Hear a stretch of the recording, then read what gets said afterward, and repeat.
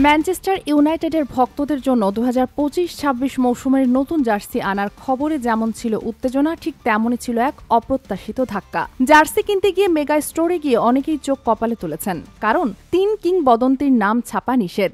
স্টোরে লেখা ছিল সোজাসাপটা লাইসেন্স জটিলতার কারণে এরিক কান্তোনা, ডেভিড বেকহম ও ক্রিস্টিয়ানো রোনালদোর নাম ব্যবহার করা যাবে না। শুনতে অদ্ভুত লাগলেও এর পেছনে রয়েছে ক্লাবের দীর্ঘদিনের এক নীতি।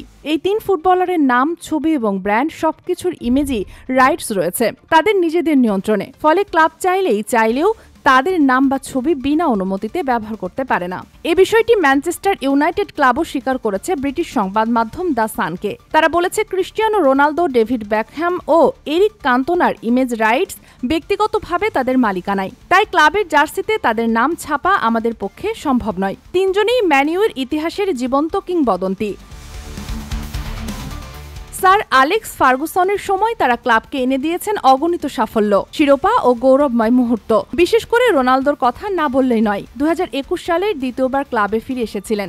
যদিও কোচ এরিক টেন হাগের সঙ্গে সম্পর্ক তিক্ত হয়ে যাওয়ায় ফেরাটা দীর্ঘস্থায়ী হয়নি। এই নিয়মে কিছুটা হতাশ হয়েছেন ভক্তরা। অনেকেই চাইছিলেন নিজেদের প্রিয় তারকার নাম জার্সির পেছনে ছাপাতে।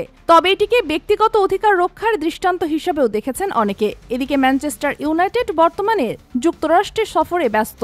নতুন কোচ রুবেন আমোরিমের অধীনে দল এখন প্রাক মৌসুম প্রস্তুতিতে। পরবর্তী ম্যাচ বৃহস্পতিবার শিকাগোতে বোর্নমাউথের বিপক্ষে। Sheikh Masuma, daily our Bangladesh.